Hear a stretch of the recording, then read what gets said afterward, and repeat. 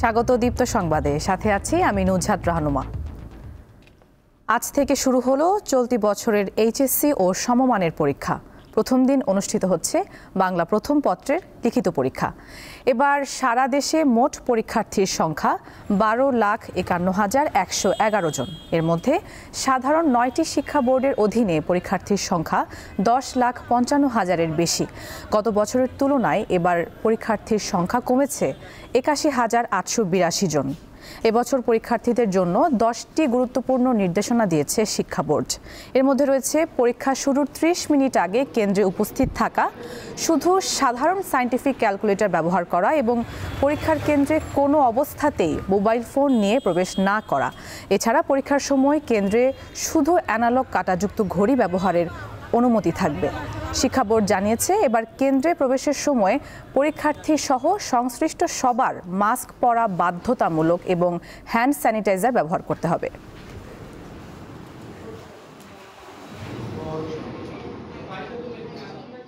এ বিষয়ে জানাতে রাজধানীর ভাসানটেকের একটি পরীক্ষা কেন্দ্র থেকে আমাদের সাথে যুক্ত আছেন সহকর্মী স্বস্তিকা সিংহ।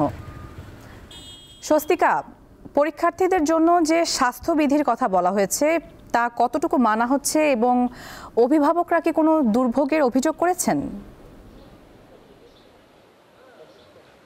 আপনি যেমনটি আসলে বলছিলেন যে আজ থেকে কিন্তু চলতি বছরের যে এইচএসসি এবং সমমানের যে পরীক্ষা, সেই পরীক্ষাটি কিন্তু শুরু হয়েছে এবং বরাবরের মতনই কিন্তু প্রথম দিন বাংলা প্রথম পত্র পরীক্ষার মধ্য দিয়ে এই পরীক্ষাটি শুরু হয়েছে এবং ঠিক এইবার যে বিষয়টি সব থেকে বেশি আসলে গুরুত্ব পাচ্ছে সেটা আসলে দেশে করোনার এবং ডেঙ্গুর যে চোখ রাঙানি, সেই চোখ রাঙানির কারণে কিন্তু আগে থেকেই স্বাস্থ্যবিধির কিছু নির্দেশনা দেওয়া ছিল এবং আমরা ভাসানটেক সহ রাজধানীর বেশ কিছু কেন্দ্রে ঘুরে দেখেছি। প্রত্যেকটি কেন্দ্রেই কিন্তু আসলে স্বাস্থ্যবিধির যে নির্দেশনা, সেই নির্দেশনা কিন্তু যথাযথভাবে পালন করা হচ্ছে। কারণ আমরা আসলে দেখেছি যে পরীক্ষার্থীরা আসলে যারা কেন্দ্রে প্রবেশ করছেন তারা কিন্তু মাস্ক পরিধান করেই আসলে কেন্দ্রে প্রবেশ করছেন এবং অনেক পরীক্ষার্থী যারা রয়েছেন যারা মাস্ক হয়তো বা আনতে পারেননি বা আনেননি, তাদের জন্য কিন্তু আবার পরীক্ষার কেন্দ্রের মধ্যে কিন্তু তাদের যে মাস্কের যে বিষয়টি, সেই বিষয়টি রাখা হয়েছে, হ্যান্ড স্যানিটাইজারের যে বিষয়টি সেটি রাখা হয়েছে এবং ঠিক পরীক্ষার কেন্দ্রের ভেতরে যখন পরীক্ষা শুরু হবে ঠিক সেই জায়গাটিতেও কিন্তু এই ব্যবস্থাগুলো রাখা হয়েছে। কারণ এখানে যারা শিক্ষকরা রয়েছেন বা কেন্দ্রের যারা কাজ করছেন সেই বিষয়টি নিয়ে কিন্তু আমরা কথা বলেছি। তারা কিন্তু বলছেন যে ঠিক 3 ফিট দূরত্ব রাখার পাশাপাশি সব বিষয়গুলোই কিন্তু আসলে রাখা হচ্ছে। ঠিক ভাসানটেক এই যে সরকারি যে বিদ্যালয়, এই বিদ্যালয়ে কিন্তু আপনাকে একটু জানিয়ে রাখি, কিছু পরীক্ষা শুরু হওয়ার 40 মিনিট পর কিন্তু আসলে শিক্ষা উপদেষ্টা পরিদর্শনে আসার কথা জানিয়েছেন। তিনি যেমন পরিদর্শনে আসবেন ঠিক সেরকম স্বাস্থ্যবিধি মেনে যথাযথভাবেই শুরু হয়েছে। আবার পাশাপাশি এখানে যারা অভিভাবকরা রয়েছেন, অভিভাবকদের সাথে কথা বলেছিলাম, তারা কিন্তু আসলে জানিয়েছেন যে ঠিক আজকে বৃহস্পতিবার হওয়ার কারণে যে বিড়ম্বনা, রাস্তায় যে ভোগান্তি, সেই ভোগান্তি নিয়েই কিন্তু আসলে তারা তাদের বাচ্চাদের নিয়ে এই পরীক্ষার কেন্দ্রে আসলে উপস্থিত হয়েছেন। নুজহাত, এই ছিল আমার কাছে সর্বশেষ। দর্শক, ভাসানটেক পরীক্ষা কেন্দ্র থেকে জানাচ্ছিলেন সহকর্মী স্বস্তিকা সিংহ। উত্তর পশ্চিম বঙ্গোপসাগর এবং তৎসংলগ্ন এলাকায় একটি লঘু চাপ সৃষ্টি হয়েছে। এর প্রভাবে উপকূলীয় এলাকা এবং সমুদ্র বন্দরের উপর দিয়ে দমকা অথবা ঝোড়ো হাওয়া বয়ে যেতে পারে। আবহাওয়া অধিদপ্তরের বিশেষ বিজ্ঞপ্তিতে চট্টগ্রাম, কক্সবাজার, মোংলা ও পায়রা বন্দরকে 3 নম্বর সতর্ক সংকেত দেখিয়ে যেতে বলা হয়েছে। এরই মধ্যে পটুয়াখালীর কুয়াকাটা সংলগ্ন বঙ্গোপসাগর কিছুটা উত্তাল হয়েছে। জেলার বিভিন্ন স্থানে থেমে থেমে গুড়ি থেকে মাঝারি বৃষ্টিপাত হচ্ছে। বাতাসের চাপও কিছুটা বেড়েছে।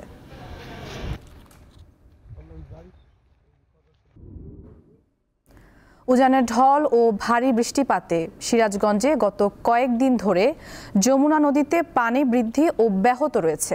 একই সঙ্গে জেলার অভ্যন্তরীণ নদ নদীর পানিও বাড়তে শুরু করেছে।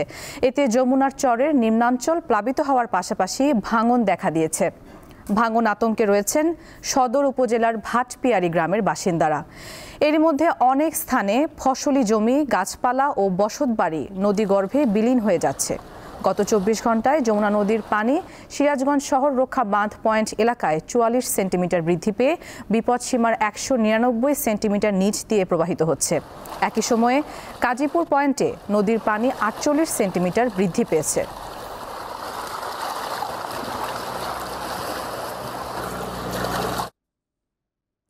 দিনাজপুরের বিরলে পুনর্ভবা নদীর একটি অংশ ভাঙনের কবলে পড়েছে। টানা বৃষ্টি আর নদীর পানির স্রোত বেড়ে যাওয়াই এর কারণ। এতে ওই এলাকার একমাত্র সড়ক ও নদীর তীরবর্তী ফসলি জমি ব্যাপক ক্ষতির মুখে পড়েছে। কদিন ধরে থেমে থেমে হওয়া বৃষ্টিতে পানি বেড়ে যাওয়ায় এভাবে ভেঙে পড়ছে নদীর পাড়। দিনাজপুরের বিরল উপজেলার পুনর্ভবা নদীর প্রায় হাফ কিলোমিটার জুড়ে এই অবস্থা। নদীর পানির স্রোত আর বৃষ্টির পানির প্রভাবে আশপাশের জমি ও ফসলের ব্যাপক ক্ষতি হয়েছে। পানির প্রভাবে ওই এলাকার একমাত্র সড়কেরও বেহাল দশা। এতে বিপাকে পড়েছেন স্থানীয়রা। নদী কিন্তু বাস্তব যে আছে এটা হলো মেন নদী, ভাঙ্গে ভাঙ্গে ভাঙ্গে ভাঙ্গে এই যে এখন রাস্তার ধারে চলে তো এই যে মনে করেন ক্ষেত খালা নষ্ট হচ্ছে, রাস্তা তো একবারে চলে গেছে। কিন্তু এটা ফসল তোলার রাস্তা, এইভাবে যদি নদী ভাঙন হয় তাহলে তো রাস্তাও থাকবে না। মানুষের জনজীবন কিভাবে এখন পার করবে? আর নদীর এইভাবে আমার জন্য ব্লক টলক হয়, আমরা এইটা আশা করছি। জনপ্রতিনিধিদের বিষয়টি অবগত করা হলেও কোনো পদক্ষেপ নেওয়া হয়নি। মেম্বারও দেখে না, চেয়ারম্যানও দেখে না, কেউ দেখে না, ঘুরিও দেখে না। ব্রিজটা যদি হইলো মানুষ চলাচল করতে পারলে হয়। কোনো মূল্য নাই। সুইচ গেট যদি নিরাপদ না করে এই সুইচ গেটও ভাঙি চুরি চলে যাবে। এ বিষয়ে দিনাজপুর পানি উন্নয়ন বোর্ড প্রকৌশলীর কার্যালয়ে যোগাযোগ করা হলেও কেউ কথা বলতে রাজি হয়নি। দীপ্ত, বার্তাকক্ষ।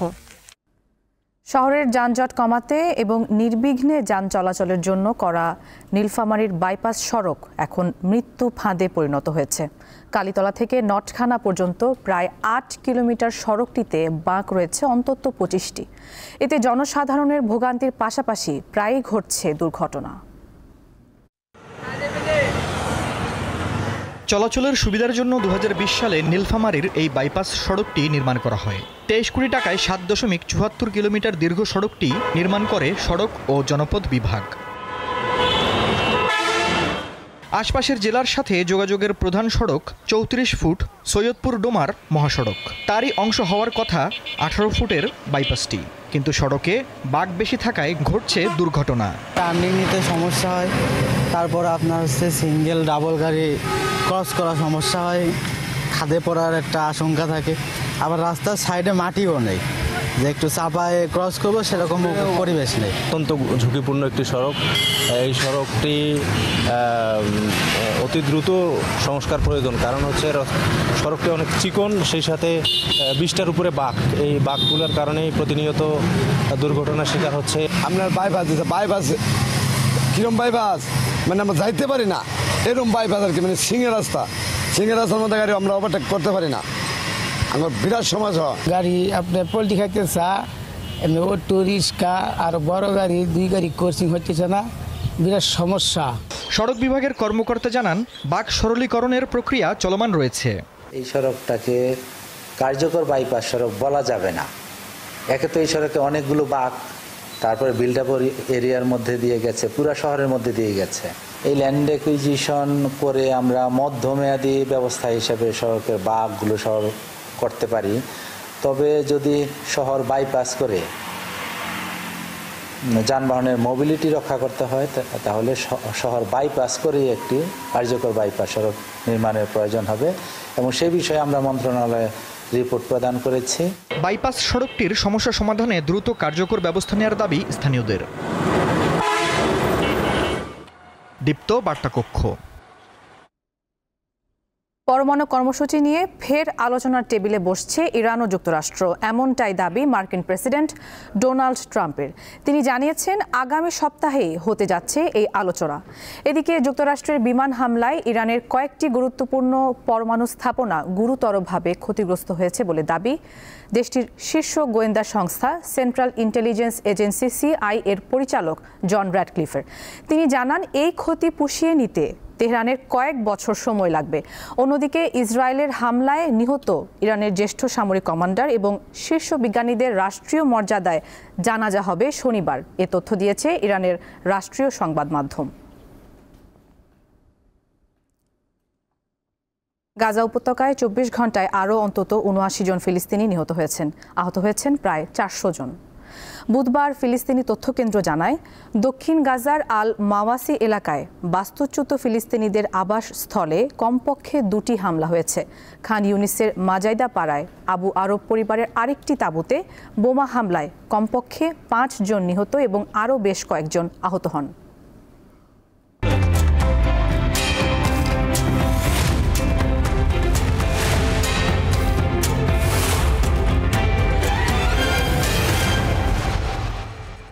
দর্শক, এবারে জানাবো এক নজরে দৈনিক পত্রিকার শিরোনাম।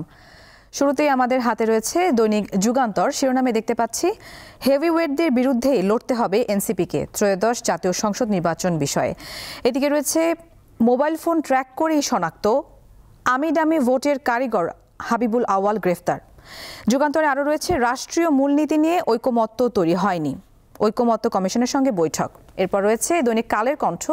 শিরোনাম, মাদকের আগ্রাসন বাড়ছে, হাত বাড়ালেই মিলছে মাদক।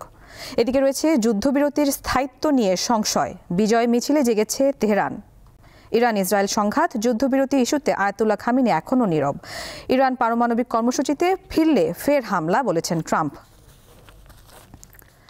এরপর রয়েছে দৈনিক প্রথম আলো। শিরোনাম, দেশে মাদকাসক্ত ৮৩ লাখ, ডিএনসির পরীক্ষা।